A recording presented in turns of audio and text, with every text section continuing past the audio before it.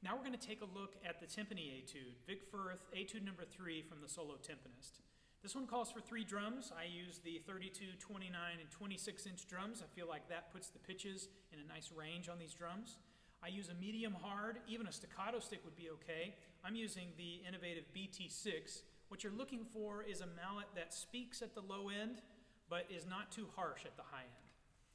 I recommend that you play this etude seated. That way you can have access to both feet on the pedals.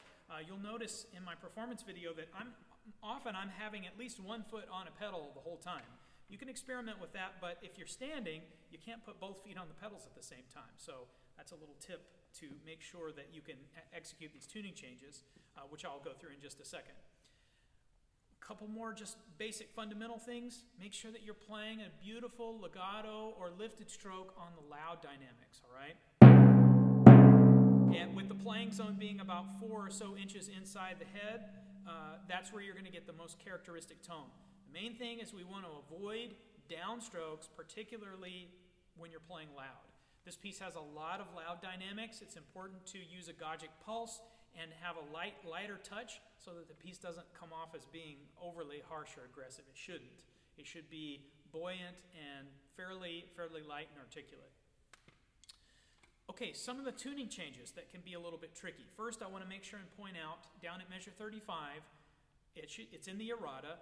The last tuning change should be G, C, and E natural, not E flat. The key signature is correct. It shows an E natural there, so that's what you want to do. So you have 2 tuning changes to do in that short amount of time.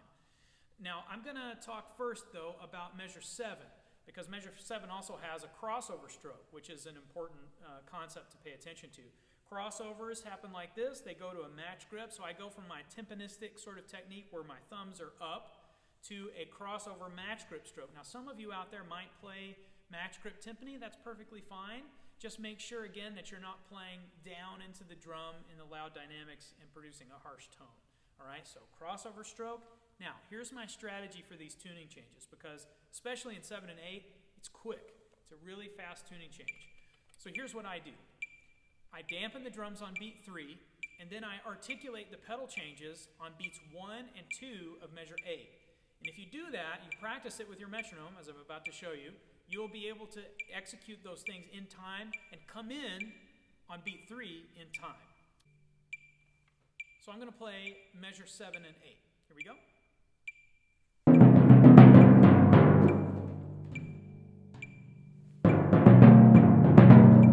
All right, so now, you'll notice that when I tune, I'm using my fingers so I can pluck the notes as well, so I can hear them, as well as using my gauges. I set my gauges, I trust them, but I also trust my ear. So that's a good recommendation to build some ear training into your practice. I'm going to do the same thing with the tuning changes in measure 15 and 16. I'm going to articulate on particular beats that I've worked out. I'm going to dampen on beat 1, tune on beat 2, tune on beat 3, then shift over on beat 1, tune on beat 2 of measure 16, and so forth. All right, so that's my strategy, and you'll notice that when I play through, if you're paying attention in the rest, I'm tuning on particular beats. So that's the key. A Gadget Pulse. This is going to be a really helpful idea for you to keep this nice and light, especially in measures 14 and 22, where there's a lot of notes there. It can get really heavy. So here's an example. I'll play this passage for you with the Gadget Pulse.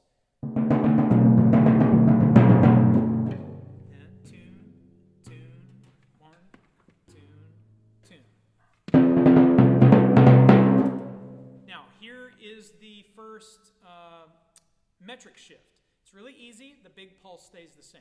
No problem. Just switch from triple to duple.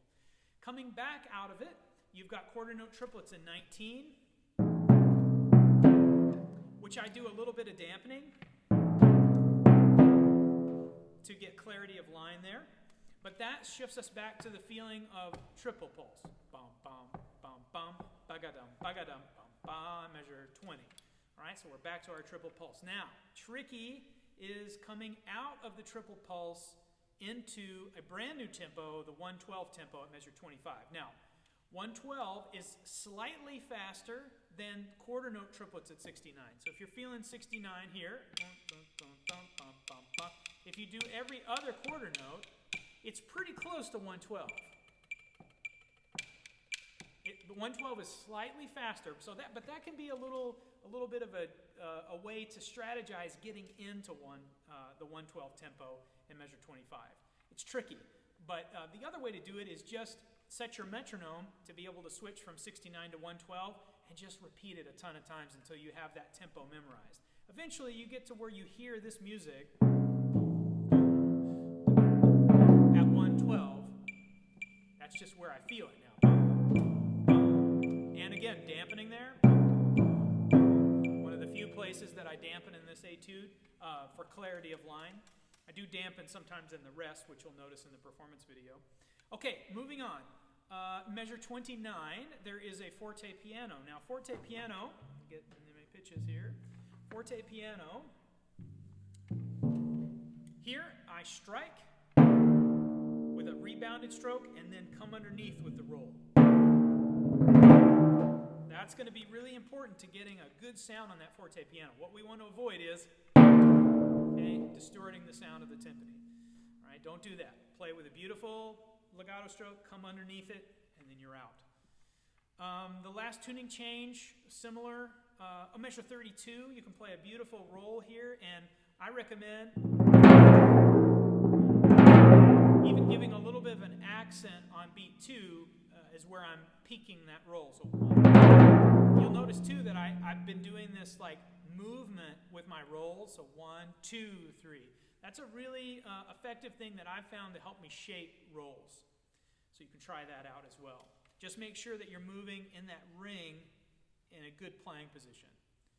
Okay, and lastly is this last segment here at measure 37. Pretty straight ahead. I do a different sticking at measure 39 than what's printed. He recommends a left hand, but that puts the crossover on your left.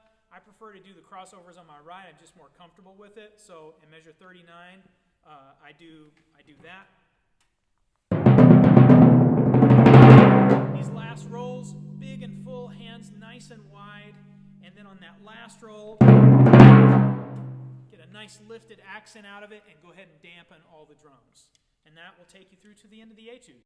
I hope that you'll have fun with this etude. It's challenging for sure, and you're going to grow a lot by working through it.